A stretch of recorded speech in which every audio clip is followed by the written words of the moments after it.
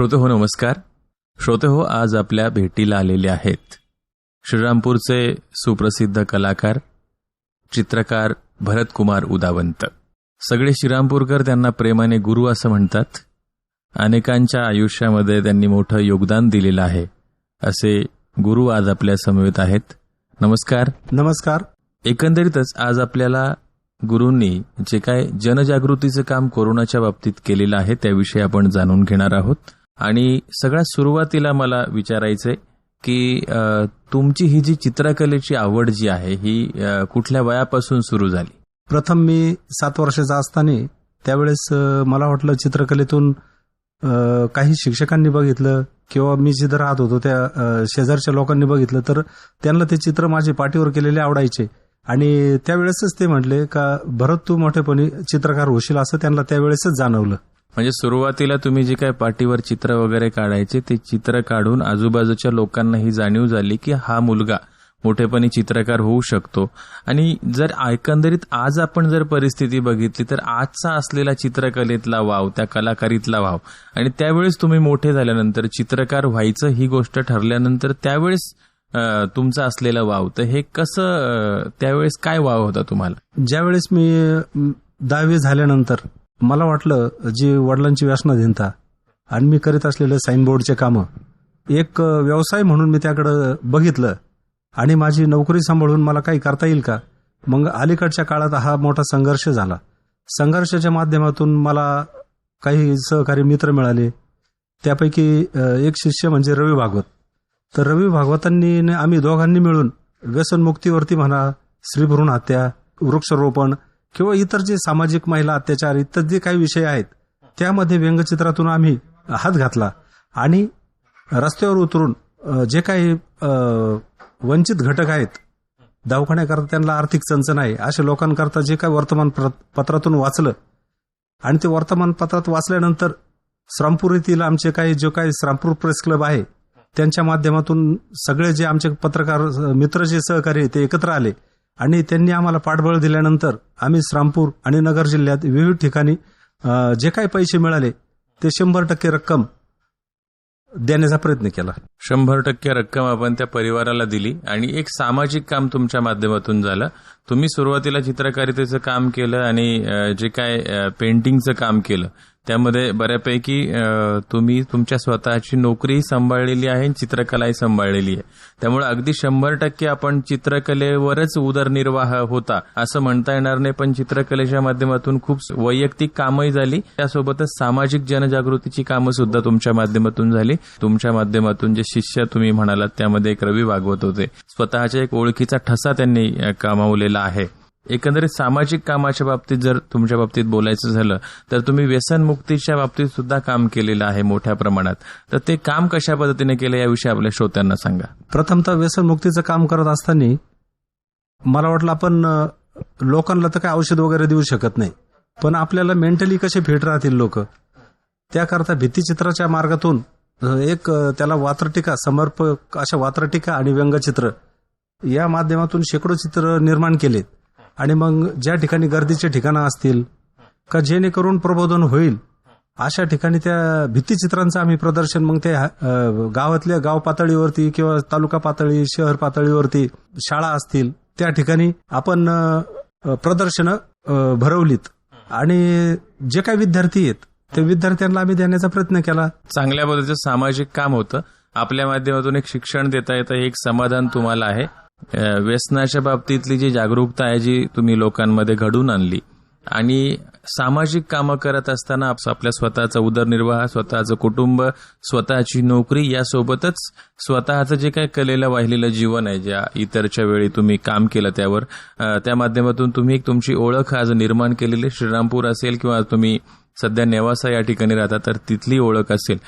गेल्या 4-5 महिन्यापासून कोरोनानं थैमान घातलेलं आहे आणि या कोरोनाच्या पार्श्वभूमीवर अनेक लोकांनी सामाजिक जनजागृती जी आहे कोरोनाच्या बाबतीत ती केलेली आहे. आणि त्या बाबतीत तुम्ही सुद्धा नेवासा तालुका असेल, श्रीरामपूर तालुका असेल या ठिकाणी योगदान दिलेलं आहे. तर या योगदानाच्या बाबतीत आज आपल्या श्रोत्यांना सांगा, तुम्ही कोरोनाच्या बाबतीत काय जागृती केली? सुरुवातीला ज्यावेळेस कोरोनाचं चीनमध्ये युहानमधून सुरुवात झाली आणि तो आपल्या भारतात आला 8 जानेवारीपासून मला वाटतं. आणि ज्यावेळेस जनता कर्फ्यू जाहीर झाला त्यानंतर मला वाटतं साधारण 14 मार्च ही तारीख असेल. तर 14 मार्चला मी प्रथम एक चित्र केलं. नंतर आमच्या लक्षात आलं दोघांच्याही की हे प्रबोधन अजून गतिमान कसं होईल. मग आम्ही इंग्रजी आणि हिंदी या माध्यमातून व्यंगचित्र आणि त्याला असलेली जी भाषा त्या भाषेतून आम्ही ते चित्र व्हॉट्सअप, फेसबुक आणि इंस्टाग्रामच्या माध्यमातून रवी भागवत आणि मी आणि नंतर माझ्या मुलांनी त्यामध्ये थोडंसं आम्हाला मदत केली ते पाठवण्याकरता किंवा जे काही अजून प्रबोधन कसं गतिमान होईल.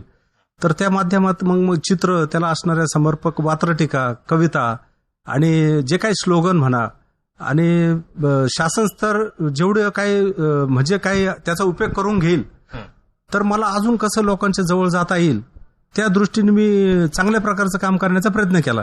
पण 5 लोकांमध्ये अंतर ठेवा, घरीच राहा, सुरक्षित राहा. परंतु मग मला अजून असं वाटलं की आपण स्थानिक पातळीवर काय करू शकतो. तर मग मी रस्त्यानेच असताना मग जनतेशी आपला कसा संपर्क होईल. भले ते लोक थोडे कमी गर्दीने जात असतील किंवा त्या ठिकाणी जात असतील, त्या ठिकाणी मग मी काही दगड असतील, काही झाडं असतील, अशा ठिकाणी मी ते संदेश लिहिण्याच्या म्हणजे ते पैसे कोणाकडूनही न घेता एक पदर खर्चाने असा संदेश कसा जाईल हे लोकांपर्यंत पोहोचवण्याचा मी 100% माझे शिष्य रवी आणि मी, माझा मुलगा आणि जे काही माझे पत्रकार मित्र आहेत त्यांनी वारंवार प्रसिद्धी देऊन जो म्हणजे प्रिंट मीडिया आणि इलेक्ट्रॉनिक मीडिया त्या माध्यमात जे काम करणारे जे काही निस्वार्थी आहेत तर अशा माध्यमातून आम्हाला पाठबळ मिळत गेलं आणि प्रबोधन गतिमान झालं. जो माझा मुलगा आहे सत्यजित, तर यांनी काय केलं, स्वतःचे क्रिएशन काही वर्क केलं ज्याला आपण दुःखी पाऊलवाट म्हणू किंवा ते सॅल्यूट चित्राची निर्मिती. म्हणजे हे डॉक्टर, जे काही नर्स किंवा जे आशा आणि काही मेडिकल किंवा जे संरक्षण खात्यातील जे काही लोक आहेत त्यांचं जे योगदान लक्षात घेऊन त्यांनी द सॅल्यूट या चित्राची निर्मिती केली. तुमच्या बरोबरच तुमच्या मुलाने सुद्धा खूप मोठं योगदान तुमच्या सामाजिक कामामध्ये दिलेलं आहे. आणि या रस्त्याच्या कडे जी काही फलक असतील, काही दगड असतील, काही झाडं असतील त्यांना तुम्ही बोलायला लावलंय आणि कोरोनाच्या बाबतीतली ही जनजागृती तुमच्या माध्यमातून झाली आहे. असे काही स्लोगन्स असतील की जे लोकांनी तुम्हाला प्रतिक्रिया दिल्या असतील, सोशल मीडियावर गेले, अशा प्रकारे काही आपल्या श्रोत्यांना सांगा. याबाबत मी जे काही स्लोगन वगैरे केलेले आहेत, कोणाच्या मदतीला यायचं असेल तर करा कोरोनावरती मात आणि घरात राहून देशाला सुद्धा देऊ शकतात साथ. कोरोनाची आहे बाहेर महामारी, अरे गर्दीत जाऊन नका देऊ मरणाची सुपारी. कोरोना है जानलेवा बीमारी, बार बार हाथ धोना है जरूरी. देश हित के लिए लॉकडाऊन का पुकारा है नारा, घर में रहना है बचने का सहारा. असे अनेक विविध जवळजवळ मला वाटतं ह्या 150 दिवसामध्ये 201 चित्र आणि वात्रटिका, कविता ह्या पण 100-125 झाले असतील. आणि ते जोपर्यंत हे कोरोना जात नाही तोपर्यंत माझं कार्य चालूच राहणार आहे. जेव्हा हे सगळं काम तुमच्या माध्यमातून सुरू आहे, जेव्हा तुम्ही हे सामाजिक काम, आपण स्वतः समाजाचं काहीतरी देणं लागतो असा एक विचार स्वतः करून आपण ते काम करत राहता आणि कधीतरी कुणीतरी एखादं माध्यम तुमची दखल घेतं किंवा कुणीतरी एखादा मित्र तुमच्या जवळचा येऊन सांगतो की तुमचं हे स्लोगन वाचलं, आवडलं, जाणीव झाली, ह्या सगळ्या, तेव्हा तुमचं काय फिलिंग असतं गुरु? मला तर एवढं सांगायचं आहे का समजा आता सध्या बाजारात नाही लस आणि तू मुकट्याने घरात बस, ह्या उक्तीप्रमाणे जे काही आपल्याला प्रबोधन करता येईल आणि प्रबोधन हे गतिमान आहे तर त्या माध्यमातून जे प्रिंट मीडिया, इलेक्ट्रॉनिक मीडिया तर ते आहेतच, ते जोडीला आहेतच. परंतु हे जे काही गतिमान चाललेलं आहे कार्य, वारंवार हातात धुणं जरुरी आहे, सुरक्षित अंतर ठेवणं सुद्धा जरुरी आहे आणि आपले घर, आपली सुरक्षा, जसं आपण अभेदक कवच म्हणतो, ते कवच म्हणजे आपलं मास्क आहे. ते मास्क सुद्धा प्रत्येकाने वापरलं तर आपण निश्चित याच्यावरती मात करू शकतो आणि देशालाही साथ देऊ शकतो. बरोबर आहे. आपल्या श्रोत्यांना जाता जाता काय संदेश देऊ इच्छिता एखाद्या स्लोगन मधूनच? तर मला वाटतं तर स्लोगन तर मी भरपूर बोललो, पण मी सध्या एक काल परवाची कविता आहे माझी. कोरोनाने बाधितांचा केला गुन्हाकार, अर्थाची केली वजाबाकी. अहो तुम्हाला सांगितलं सर्वांना सांगितलं मास्क वापरा, सुरक्षित अंतर ठेवा, असं सांगून थकली खाकी. हे तर आहेच, आपण तर ते कर्तव्य केलंच पाहिजे. त्यापुढचं मला असं वाटतं आता जे काही राजकारणी जे आहेत त्यांनी पण चांगली तुम्हाला सांगितलं, कोरोनापुढं सुद्धा खाकीने टेकले हात. आता मी तुम्हाला एक विनंती करतो, फक्त पांडुरंगच यावरती करू शकतो मात. तर सर्वांनी मास्क वापरा, सुरक्षित अंतर ठेवा घरीच राहा, वारंवार हात धुवा आणि देश सेवेला मदत करा. नक्कीच. खूपच छान असं मार्गदर्शन आपण केलेलं आहे आपल्या श्रोत्यांना सुद्धा.